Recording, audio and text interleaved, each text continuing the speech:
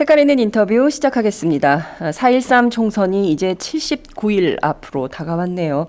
많은 예비 후보들 아마 오늘도 동네 지하철역 앞에서 명함을 돌리고 있지 않을까 싶은데요.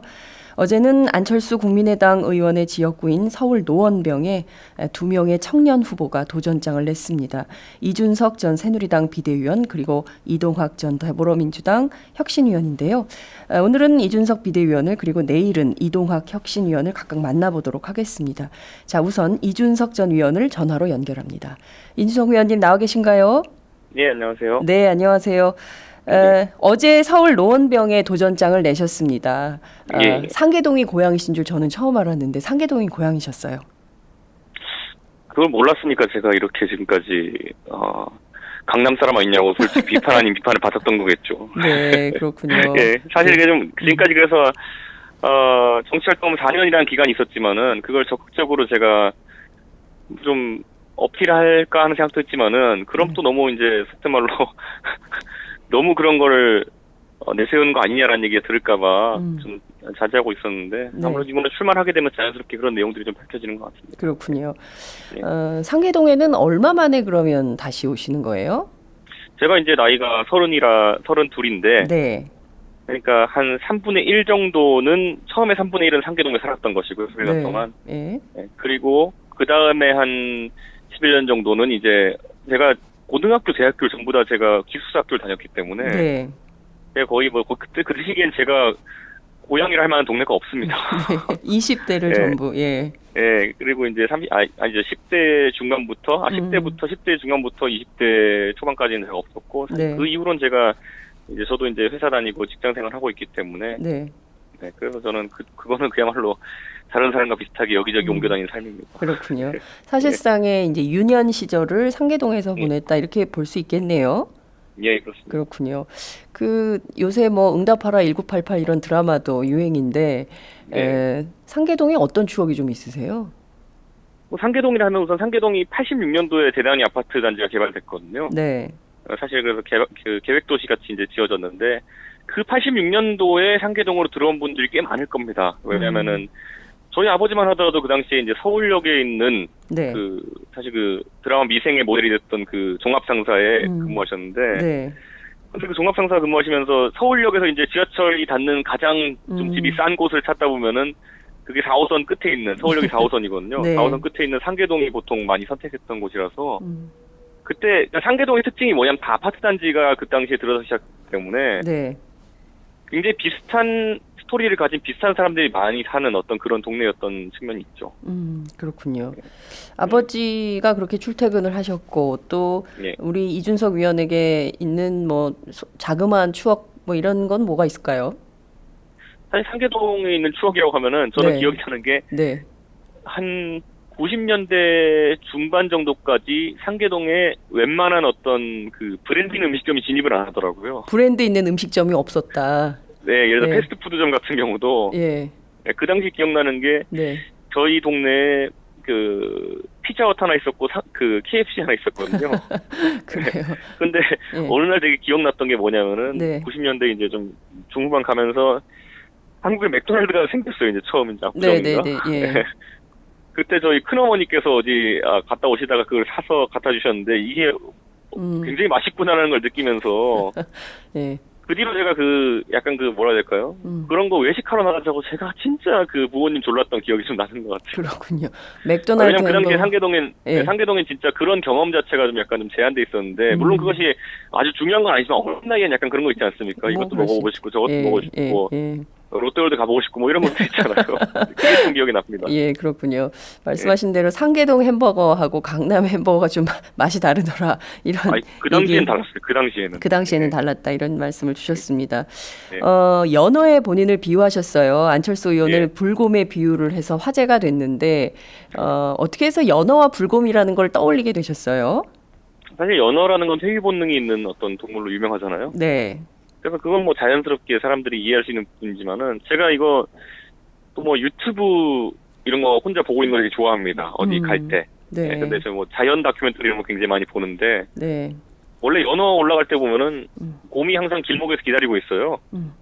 그래서 연어 잡으려고 이렇게 노력을 많이 하는데 네네. 이 곰이 자리에 없으면은 연어 입장에서 굉장히 수월합니다, 올라가기에. 네, 그렇기 때문에 지금 제가 어쨌든 상계동을 고향으로 갖고 있는 사람 입장에서 네. 상계동에서 뭔가 봉사를 하고 이렇게 하려고 하면은 앞으로 어떤 그 지역에 있는 어떤 뭐 안철수 의원이라고 하면 굉장히 정치적 영향도 있으시고 여러 네. 측면에서 뭐 곰보다 더 강한 존재일 수 있겠죠. 그런데 그분이 그 지역을 그 위치를 지키고 있는 것이 아닌 이상 연어 입장에서는 올라가기 좀 더 수월한 측면이 있다. 이런 취지에서 말씀드린 거죠. 그런 거군요. 예. 불곰을 잘 피해서 고향에 도착을 하셔야 될 텐데 그 불곰과의 싸움이 이제 시작이 됐다 이렇게 볼 수 있겠네요. 그죠? 근데 뭐 사실 불곰도 그 다큐멘터리 보다 보면 불곰도 절박합니다. 왜냐하면 그 연어인데까지 왔다는 거는 네. 그 열심히 해서 사냥을 해야지 불곰이 좀 그 속된 말로 비축할 수 있는 거거든요. 그 네. 에너지를. 예. 근데 불곰도 뭐 이 산만하게 이렇게 그 개울가에 집중하지 않고 왔다 갔다 하면은 네네. 그 유튜브 영상 같은 거 보면 불곰이 연어 잡으려다 실패하는 영상도 굉장히 많습니다. 예. 예. 그래서 말씀하신 대로 그렇게 뭐 밖에서 비유하는 대로 굉장히 큰 산이지만 또 경우에 따라서는 또 그렇지 않다. 연어와 불곰의 대결이 뭐 볼만할 수도 있겠다. 유권자들 입장에서 말이죠. 이렇게 비유를 좀 해주신 것 같기도 합니다. 오늘 불곰은 네. 불곰은 잡아야 이기는 거지만 연어는 안 잡히면 이기는 겁니다. 예, 재밌네요. 예. 오늘 예비 후보 등록하신다고 들었어요. 그리고 나서 예, 바로 예. 상계동 100 프로젝트를 시작하신다는 건데, 이 도대체 상계동 100 프로젝트라는 게 어떤 겁니까? 저희가 사실 선거운동하면 선거 캠프에서 네. 뭘 해도 재밌게 하자라는 걸 저희가 약간 하나의 작은 모토로 삼았거든요. 뭘 해도 재밌게. 뭘 해도 재밌게. 네. 물론 유권자에게 다가서는 그 모습 자체는 진지해야겠지만 그걸 준비하는 과정이나 그걸 풀어나가는 방식 자체는 굉장히 재밌게 풀어보자라는 게 저희 취지라 가지고 네. 그 상계동 100 프로젝트라는 게 아마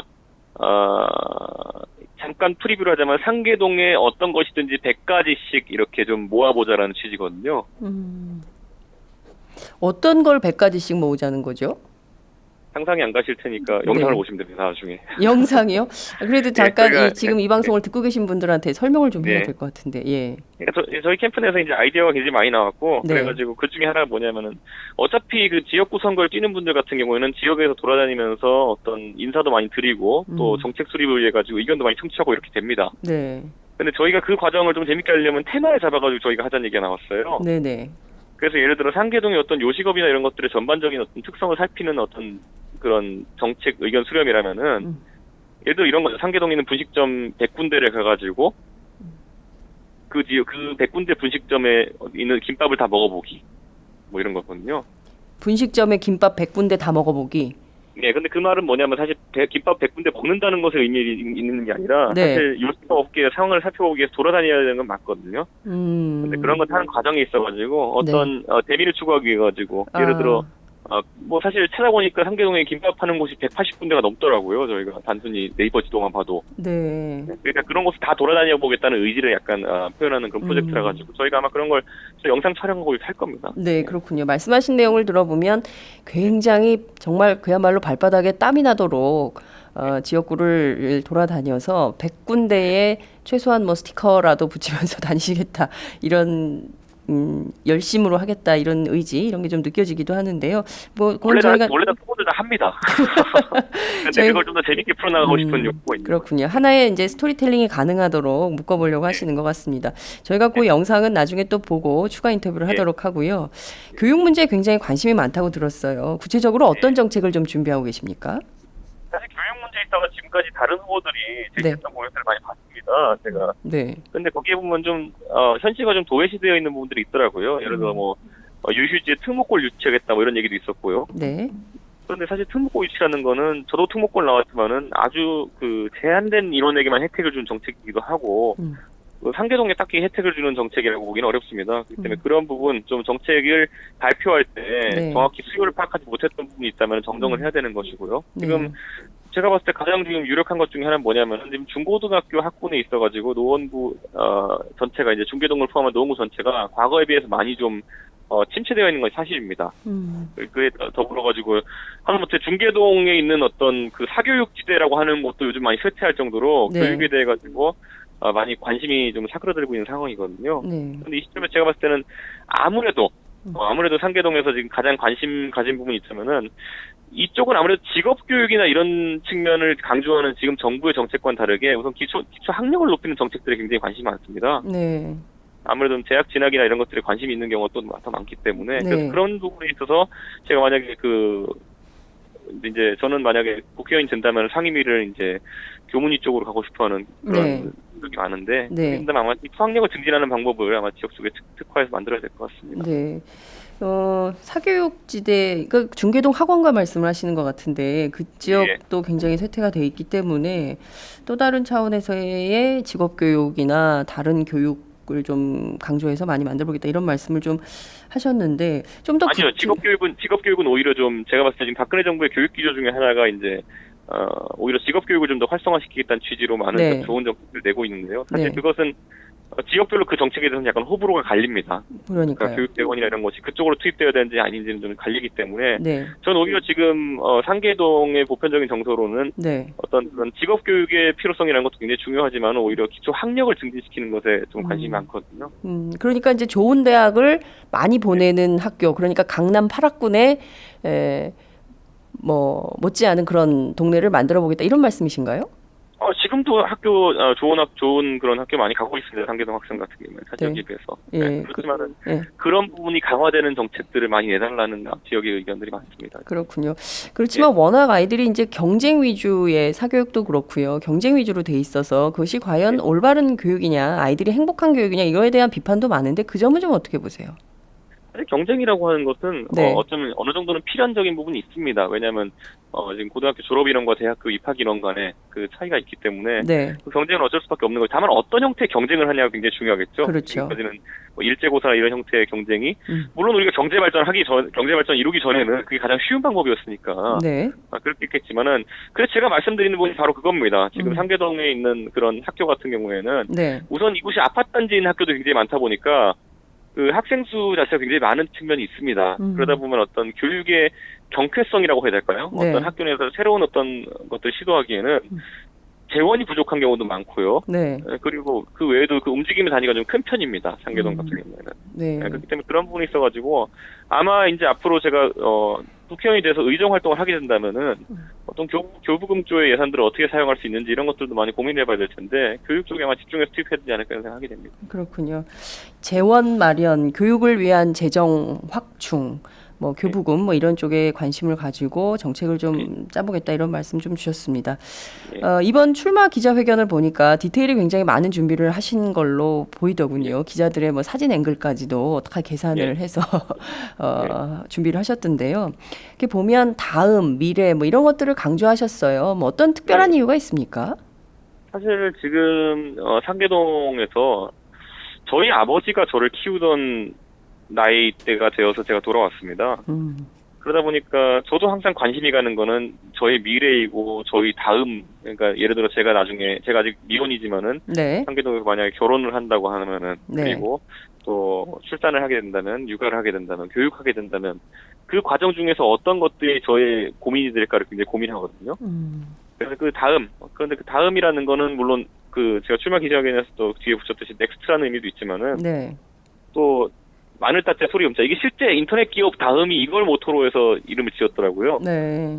그러다 보니까 그 다양한 소리가 좀 반영될 수 있는 형태로 정책을 하고 싶다. 왜냐하면 제가 지금까지 만나본 상계동의 청년들이 물론 그 상계동 정서라는 건 공유하고 있겠지만 관심사는 또 다 다릅니다. 그렇기 때문에 그런 부분들을 다 반영할 수 있게 하겠다는 취지로 그런 이름을 짓기도 했습니다. 그렇군요. 지금 청년 문제 말씀하셨으니까 한 가지 덧붙여서 여쭐게요. 금수저, 흑수저 논란 심각하고요. 이 청년 세대 문제 굉장히 심각한데 특히 이제 취업 문제도 어렵지 않습니까? 이런 문제와 관련해서 서울시는 서울 배당, 그 청년 배당, 그리고 성남은 청년 수당 정책 같은 걸 하고 있는데 박근혜 정부가 좀 비판적이에요. 이 문제는 좀 어떤 방식으로 어떻게 해결하는 게 좋겠다고 보세요?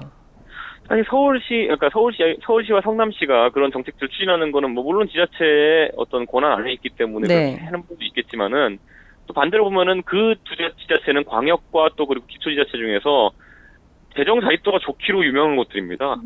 그러다 보니까 그런 정책들을 하나씩 이제 시도해보고 있는데, 그런데 반대로 이것이 예를 들어 준비가 미흡하게 되면은 네네. 여러 가지 갈등 요소가 생길 수 있습니다. 예를 들어 과거에 무상급식 같은 경우도 취지는 좋았지만은 아무래도 전 지역에서 그걸 동시에 시행하고 전 국민에게 혜택이 가게 하려면은 네. 상당히 많은 여론 수렴 과정과 재원 마련에 대한 어떤 대책들이 필요했었거든요.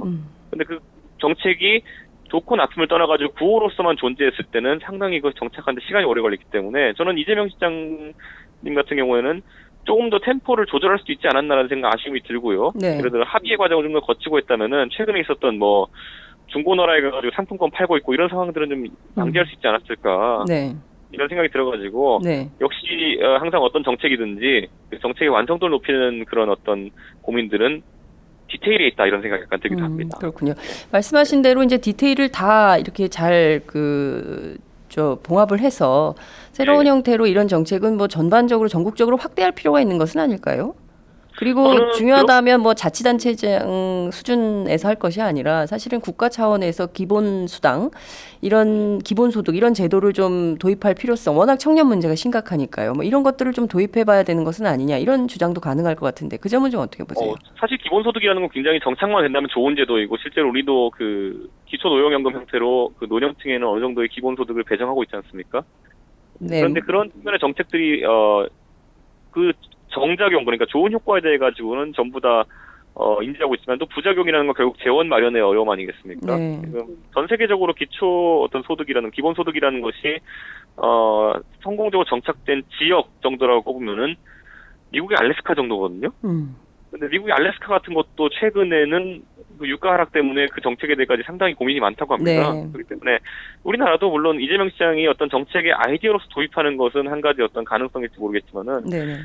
재원에 대해서는 좀 현실적인 고민을 해야겠죠. 음. 예, 물론 성남시는 아까 제가 말씀드린 것처럼 재정 자립도가 괜찮은 것 중에 하나입니다. 네. 그렇지만은 그렇게 성남시가 고민하는 과정에서도 그렇게 재정 자립도가 좋은 성남시에서도 솔직히 그 청년 수당을 놓고 언발의 오줌 누기라고 비판하는 또 분들도 있거든요. 네. 그렇기 때문에 좀 정책을 세울 때 네네. 보조를 맞춰 나갈 수 있게 좀 고민해가는 것도 중요하지 않나 이런 네. 생각이 듭니다. 뭐 우선 할 수 있는 지역부터 선도적으로 해보고 그것이 괜찮은 제도라고 한다면 전국적으로 확대할 필요성은 있겠죠. 지금까지는 약간 좀 성급했습니다. 특히 최근에 그 뭐 그냥 희화화되는 느낌도 있어서 저도 네. 그렇게까지 얘기 안 하지만 중고나라에 상품권 올라오는 것 같은 경우는 네. 좀 안타깝고 예를 들어 저 같은 경우는 오히려 그 복지에 있어가지고는 네. 제가 김종인 박사 영향을 많이 받아서 그런지 모르겠지만은 차라리 현금이 낫다라는 취지를 많이 갖고 있습니다. 차라리 현금이 낫다. 그럼 서울시가 난 겁니까? 뭐 서울시 같은 경우는 또 그런데 그 나름대로 또 미흡한 네. 부분이 눈에 보입니다. 예를 들어 자소서를 받는다든지 이런 부분. 그런 부분은 뭐 제 마음에 쏙 드는 정책은 아직까지 없었던 것 같은데 여러 가지 네. 고민은 그래도 지자체 랩에서 하는 거는 우선 저는 긍정적으로 예, 평가합니다. 지자체에서 하는 것은 긍정적이다 이런 말씀 주셨습니다. 고민을 하는 단계는 제가 예, 긍정적으로 고민, 평가합니다. 네, 알겠습니다. 위원장님 앞에 늘 이렇게 박근혜 퀴즈라는 수식어가 따라다녀요. 박근혜 네. 퀴즈라는 수식은 좀 마음에 드십니까? 어떠세요?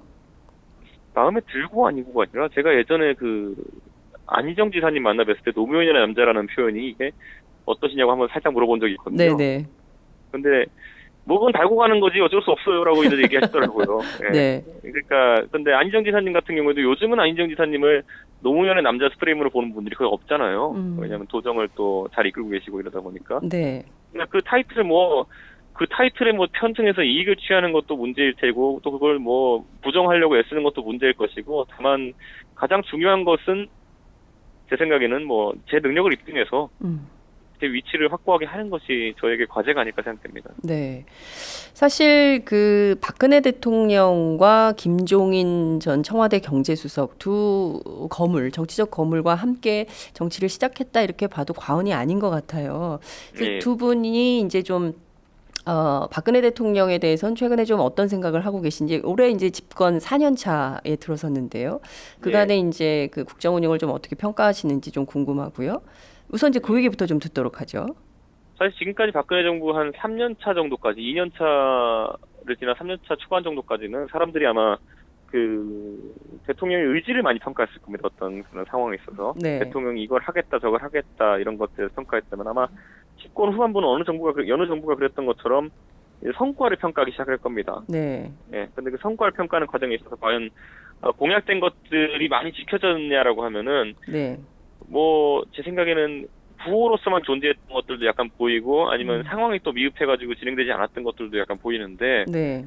그 부분을 좀 더 속도감 있게 추진해야 되지 않나라는 생각이 들게 되고 예를 들어 경제민주화 같은 경우에는 경제민주화의 구호 자체는 존재했지만은 아직까지 뭐 재벌 총수 안 풀어주는 거 이게 경제민주화라고 생각하면은 굉장히 편협한 인식이거든요. 네. 네, 그러다 보니까 그것보다는 좀 더 발달된 형태의 어떤 정책들이 나왔으면 좋겠다라는 생각이 들고 그 외에 여러 가지 근데 아마 정부도 여러 가지 확실히 뭐 공약을 세운 입장이나 비판하는 입장에 비해 가지고 또 정부를 운영하는 입장은 또 다를 테니까 네. 역시나 집권 초기부터 언급되었던 어떤 소통이라는 과정이 가능하다면은 네네. 그 소통을 통해서 정책 기조를 수정한다든지 이런 것도 가능하고 하지만 지금의 가장 큰 어떤 저도 이제 대통령 선거에서 일조했던 사람으로서 네. 좀 불만 아닌 불만이라고 한다면은 정치는 굉장히 많은데 정책은 약간 좀 실종되어가는 것이 아니냐라는 좀 우려는 갖고 있습니다. 네. 정치는 많은데 정책은 실종되고 있는 우려를 갖고 있다 이런 말씀 주셨는데요. 지금 네. 1년밖에 안 남았는데 1년 사이에 네. 박근혜 대통령 앞으로 어떤 정책을 좀 어떻게 해야 된다고 보세요? 제 생각에는 지금 박근혜 정부에서 만들어 놓은 정책들 중에서 창조 경제 같은 것들 그것은 어느 정도 실체적인 그 재원 투입도 되었고 노력도 많이 있었는데 네. 어떻게 이것들에 대한 성과를 이제 결국에는 만들어낼 것이냐. 물론 창조 경제 성과를 만들어낸다는 표현이 좀 어폐가 있는 것 같기도 합니다만은 네. 지금 시점에서는 국민들이 평가를 한번 한 시점이거든요. 그러니까 그런 거 어떻게 잘 정리해서 국민들에게 설명할지 이런 것도 고민해야 될 것이고요. 경제 성장 동력이라는 것에 대해 굉장히 언급이 많이 나오고 사회 개혁이라는 것에 대해서 얘기가 많이 나오는데 네. 저는 개혁 과제들 같은 경우 공무원 연금 개혁 같은 경우에는 여러 가지 말이 많았지만 어쨌든 박근혜 정부의 성과로서 나중에 하나의 평가를 받을 겁니다. 그 장기적인 관점에서 그것이 좋든 나쁘든 어떤 평가를 받을 겁니다. 그런 어떤 마침표를 찍는 그런 개혁의 성과들이 하나씩 나왔으면 좋겠습니다. 네. 박근혜 대통령 이번 총선 앞두고 국회 네. 심판 굉장히 강조를 하고 있습니다. 국회의원들 뭐 하고 있냐 이런 비판이 많았는데요. 특히 그래서 진실한 사람을 좀 뽑아달라라고 해서 이거 뭐 선거운동 아니냐, 선거법 위반이다 이런 야권의 비판도 굉장히 많았습니다. 이 점은 좀 어떻게 보세요? 사실 뭐 예전에 그 선거법 위반이라고 지적되었던 대통령의 연행 같은 경우는 당과 어떤 이런 부분을 지적해서 했을 경우에 문제가 되지만은 네. 박근혜 대통령이 언급한 건 사실 아까 말씀하셨던 것처럼 입법부에 대해서 강한 어떤 행동을 요구한 거기 때문에 직접적인 선거법 위반이나 이런 걸로 문제가 되지는 않을 겁니다. 그런데 반대로 국민들이 기대하는 리더십이라는 건 어쨌든 입법부와 행정부가 잘 안 된 일에 대해서 서로 남탓하는 건 별로 기대하지 않거든요. 네. 뭔가 다 같이 일을 잘 해가지고 서로 이제 칭찬하는 모습이 오히려 최고의 모습일 텐데 그 부분은 좀 안타깝습니다. 왜냐하면 이게 그 비판 입법부가 예를 들어 일을 안 한다는 비판 같은 경우에는 네. 예를 들어 그 다음에 이제 입법부 비판에 대해서 만약 국민들이 공감한다면은 그 다음에 국민들이 지켜볼 것은 뭐냐면 그렇다면 그 말 안 듣는 입법부를 설득하기 위해서 얼마나 많은 노력을 했느냐가 그렇죠. 나중에 평가의 대상이 될 거거든요. 네. 그렇기 때문에 대통령께서 아마 그 부분은 좀 더 신경을 쓰셔야 되지 않을까. 네. 왜냐하면 최근에 보면 오히려 뭐 대통령을 둘러싼 친박계 같은 경우에는 국회의장을 좀 압박하는 모습이라든지 여러 가지 모습 그냥 모양새 자체가 입법부 협조를 좀 구하는 모양새는 아니었거든요. 네. 네, 그러다 보니까 그런 측면에서 네. 좀 더 디테일에 신경 쓸 필요가 있지 않을까 또 그 얘기를 하게 되네요. 그렇군요. 입법부가 그런데 대통령 말을 들어야 된다고 생각하세요? 입법부 같은 경우에는 네. 대통령의 말을 들었기 위해서 해야 되는 것이 아니라 예. 국민 바라보고서 그게 옳다고 생각하면 해야 되는 거겠죠. 예를 들어 선거구 획정 같은 경우도 국민을 바라보고 있으면 국민들은 이걸 지금 굉장히 좀 고가운 시선을 보고 있거든요. 아니 어떻게 선거구도 못 정하냐 이런 식으로. 네. 예, 근데 그 상황에서 입법부가 좀 더 국민의 눈치를 살핀다면은 이것이 중요한 걸 아마 알 텐데 그게 좀 부족한 것 같습니다. 네. 자, 진실한 사람이라는 포스터를 새누리당 안 붙인 분들이 거의 없더라고요. 예비 후보 가운데 거리를 다니다 보면 진실한 사람이 굉장히 눈에 띄게 많이 붙어 있던데 이준석 후보는 안 쓰신 것 같아요. 아직까지는. 저는 앞으로도 쓸 계획이 없습니다. 왜 안 쓰십니까? 아니 뭐 제가 뭐 그거 안 붙이면은 뭐 진실하지 않은 사람이 되는 것도 아니고 네. 저는 제가 홍보하고 싶은 정책 메시지도 많고 또 다른 가치들도 많이 내세우고 싶은데 제가 그걸 뭐 꼭 그 포스터나 아니면은 뭐 현수막에 공간을 할애해가지고 쓸 정도로 이렇게 저에겐 매력적인 부분은 아닙니다. 그렇군요. 박근혜 대통령 말씀하신 진실한 사람 이것은 매력적인 적어도 이준석 위원에게는 매력적인 구호는 아니다 이런 말씀 주셨습니다. 앞서 말씀드린 대로 정치에 첫발 내디드실 때 그 곁에 김종인 전 청와대 경제수석 계셨어요. 많이 예. 정치를 배웠다 이런 말씀 어디서 하시는 걸로 제가 들었는데요.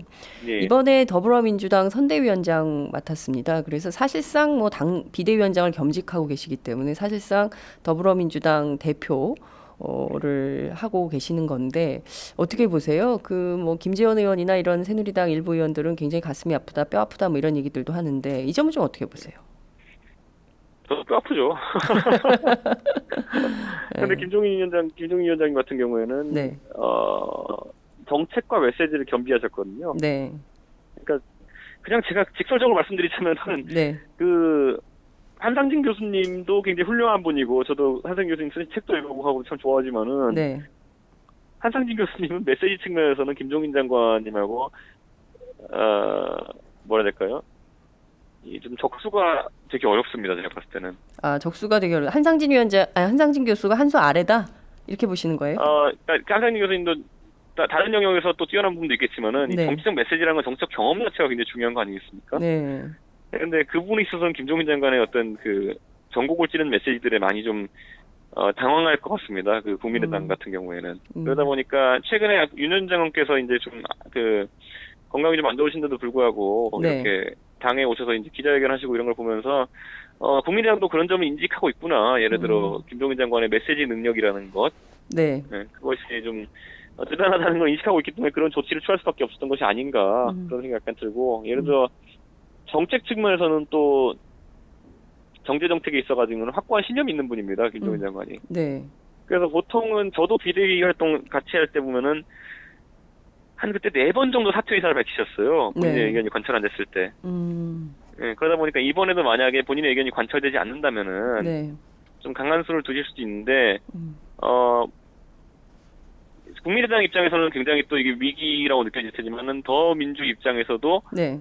김종인 장관의 어떤 이런 정책 능력이나 메시지 능력을 담아내지 못한다면은, 네. 그것과 호환된 형태로 이렇게 진행하지 못한다면은 좀 분란이 야기될 수도 있습니다. 당내 분란이 있을 수도 있다. 왜냐하면 제가 이해하는 건 그때 보면은 그 새누리당에 계실 때도 보면은 네. 새누리당의 정강 정책에서 보수를 삭제하자라고 이제 말씀하셨거든요. 근데 이게 뭐 그 당시에 그 김종인 장관이 그 회의에서 밝힌 어떤 이유나 이런 구체적인 그런 이유 같은 건 굉장히 뭐 합리적인 부분이 있었기 때문에 많은 사람들이 공감했지만은 네. 이 메시지가 그냥 언론에 그냥 보수를 삭제하자라고 이렇게 하면은 네. 그거는 일반 국민들은 약간 좀 이렇게 당황스러운데라고 얘기하거든요. 네네. 그런 것처럼 그 지점들이 좀 생길 겁니다. 야당 입장에서도 보면은. 그렇군요. 예를 들어 역으로 진보를 삭제하자 이러실 수도 있겠네요. 진보 삭제까지는 아니더라도 네. 왜냐면 정확히 김종인 장 같은 경우에는 약간 뭐라 해야 될까요? 경제 민주화를 주장하시는 그런 부분도 있지만은 네. 좀 그 정책 입안 과정에서 또 보수 정권에서 활동하시는 것도 있기 때문에 네. 상당히 보수 진보 이렇게 딱 하나로 갈라지는 이런 형태의 어떤 그 정책이 아닙니다. 그러다 보니까 만약 그 더불어민주당 내에서 또 정책 노선이 명확하신 분들, 예를 들어 진보의 정체성이 명확하신 분들 같은 경우에는 네. 김종인 위원장과 아마 치열하겠다 이런 부분을 다툴 수도 있습니다. 그렇군요. 앞서 4번 사퇴 뭐 본인의 의견이 관철되지 않으면 그만둘 의사를 분명히 하는, 그리고 굉장히 강력한 수를 많이 쓴다 이런 얘기를 하셨는데요. 이를테면은 더불어민주당에서 김종인 위원장이 쓸 수 있는 강력한 수라는 게 뭐 어떤 게 있을까요? 사태보다 강력한 게 있겠습니까, 거기서? 예를 들어, 문재인 대표 입장에서는 상당히 네. 큰맘 먹고, 속된 말로. 큰맘 보셨는데. 먹고, 본인 대표직 사퇴하고 이렇게 모시겠다고 한 건데, 네. 이거 만약에 김종인 장관 사퇴하시면은 이거는, 더불어민주당의 권력 공백 사태가 오게 됩니다, 속된 말로. 그렇군요. 이분이 네, 사퇴하면, 그렇게 총선 앞두고 권력 공백이라는 게 얼마나 무서운 건데요. 그렇군요. 경우에 따라서 더불어민주당의 권력 공백 사태가 올 수도 있다 이런 우려도 해주셨습니다. 자, 지금 보면 노원병 지역구가 굉장히 뜨겁습니다. 안철수 의원 있고요. 그리고 또 노회찬 의원도 있고요. 그리고 또 더불어민주당의 이동학 예비후보도 이제 등록하겠다고 하셨는데 굉장히 뭐 일녀 다야 구도이기 때문에 어떻게 보자면 이준석 위원에겐 좀 유리한 구도다 이렇게 볼 수 있을까요? 일려 다야가 유리한 게 아니라 그거는 뭐라 해야 될까요? 그 구도를 보고 선거에 나간다는 건 솔직히 별 의미가 없습니다. 예를 들어 지난번에 서울 중랑구에서도 보면은 네. 지난 19대 총선 때 4명의 후보가 나왔거든요. 네. 그땐 2명의 여권 성향, 2명의 야권 성향이었지만은 어쨌든 표 갈라가는 상황이 진행되면서 결국엔 야당 후보가 이겼습니다. 거기서 서영교 의원이었나요 그때? 예, 이겼을 겁니다. 그렇기 때문에 어떤 다자간 구도라는 것이 야권에 유리할지 여권에 유리할지는 그건 뭐 아무도 모르는 부분이 있습니다. 네, 그렇군요. 제가 사실 오늘 질문을 많이 준비를 했는데 그 시간이 다 네. 돼가지고 그렇지만 예, 또 청취자들께서 실시간으로 보내주시는 질문은 제가 또 대신해서 또 드려야 될 의무가 있어서 제가 다 드리지는 못하고 그 중에서 한 가지만 여쭙겠습니다. 예, 예. 지금 소녀상을 지키고 있는 청년들이 있습니다. 지금 뭐 비닐 한 장 덮고 예. 지금 뭐 영하 18도, 뭐 15도 오늘도 굉장히 추웠는데요. 네. 이런데 이 소녀상 지키고 있는 학생들 그리고 또 정대협에 대해서 경찰이 수사한다는 입장입니다. 지난 그 한일 회담에 대한 비판도 굉장히 많은데요. 이 점 좀 어떻게 생각하시는지 예니제니 분께서 질문을 주셨어요. 그리고 세월호 참사에 대한 입장도 좀 듣고 싶습니다. 이런 입장 주셨는데요. 요 두 가지만 제가 여쭙게요. 아니 소녀상 지키는 분들을 경찰이 이렇게 조사한다는 거 저도 보고 깜짝 놀랐던 게 네. 경찰이 지금 우리가 어쨌든 외교 협상하는 데 있어가지고 가장 큰 힘이 되는 건 국민들의 성원입니다. 네, 그렇기 때문에 예를 들어 소녀상을 지키겠다는 여론이 굉장히 높은 상황인 걸 뻔히 경찰이 알고 있는 상황에서 경찰이 그런 조사를 한다는 건 저는 상당히 좀 의아스럽고요. 네. 예, 저는 지난번에 그 한일 협상에 대해 가지고 결과가 나올 때도 제가 얘기했듯이 물론 우리 정부에서 어떤 이런 소녀상 문제에 대해 가지고 회담 중에서 언급했을 가능성이 상당히 있지만은 저는 그것을 지키는 것이 아마 정부의 가장 과제 중에 하나가 되지 않을까 제가 이렇게 얘기했고 저는 개인적으로 만약 누가 소녀상 철거하려고 한다면은 제가 나가서 그걸 지키겠다고 제가 언급했습니다. 네. 네. 그리고 전 그 약속 지킬 겁니다. 만약에 정부에서 지금 단계에서 뭐 하는 뭐 예를 들어 학생들 조사한다 이런 건 상당히 우려스러운 건 사실이지만은 네. 만약에 진짜 이것을 뭐 이전하겠다 아니면 철거하겠다라는 거를 어떤 관계 기관 또는 정대협이랑 협의 없이 진행한다고 하면은 저는 그건 굉장히 우려스러운 상황이라고 봅니다. 그렇군요. 세월호 관련해서는 뭐 이제 뭉뚱그려서 질문을 주셨는데요. 제가 좀 예각화해서 여쭐게요. 예. 그 해수부 공무원입니다. 3급 공무원이 세월호 유가족들을 어떤 보수단체를 시켜서 고발해라 이런 요청을 한 사실이 어제 드러났는데요. 그 점은 좀 어떻게 보세요? 정부가 이렇게 그 부분은 제가 자세하게 뭐 기사를 들여다보지 않아서 모르겠지만은 해수부 직원 3급이라면은 좀 더 자기 행동을 조심할 필요는 있겠죠. 그래서 만약 그 부분이 오래 살 그 가능성이 높은 거라면은 뭐 누가 누굴 고발하고는 자유의지한 것이 누가 누구를 시켜가지고 하는 것이 아니거든요. 그런데 그런 부분을 만약에 해수부 직원이 종용했다면은 본인의 어떤 뭐랄까요 주어진 권한이나 역량의 범위를 좀 넘어서는 것이 아닌가 이런 생각을 하게 됩니다. 그거는. 네, 그렇군요. 따뜻하고 정의로운 개혁 보수의 길을 가겠다라고 어제 밝혔습니다. 유승민 전 원내대표가 국회 연설에서 강조했던 부분하고 일맥상통하는 거 아니냐 이런 기자들의 진단이 있었는데요. 관련해서 끝으로 한 말씀 부탁드릴게요. 개혁 보수요? 네. 사실 스펙트럼이 넓습니다. 보수라는 것도. 예. 소위 말하는 온건 보수에서 강경 보수까지 다양한데 지금까지 새누리당에서 선거 때는 분명히 온건 보수의 목소리가 많이 나옵니다. 그런데 선거가 끝나고 나면 다시 강경 보수가 되는 그런 경향성을 계속 보였거든요. 네. 아마 이번 선거도 마찬가지입니다. 국민들이 지켜보고 있을 것이고 그 똑같은 패턴에 아마 국민들이 좀 지겨워하고 있는 것 같습니다. 이번 선거에서 국민들이 온건 보수적 성향을 띠고 있는 분들에게도 많은 관심을 주시면은 제 생각에 지금까지 있었던 그런 어떤 형태와는 다른 형태의 어떤 온건 보수 활동이 가능하지 않을까 이런 생각 해보게 됩니다. 네. 오늘 말씀 잘 들었습니다. 다음엔 저희가 현장에서 좀 뵙도록 할게요. 고맙습니다. 네, 알겠습니다. 감사합니다. 네, 지금까지 이준석 전 새누리당 비대위원과 함께했습니다.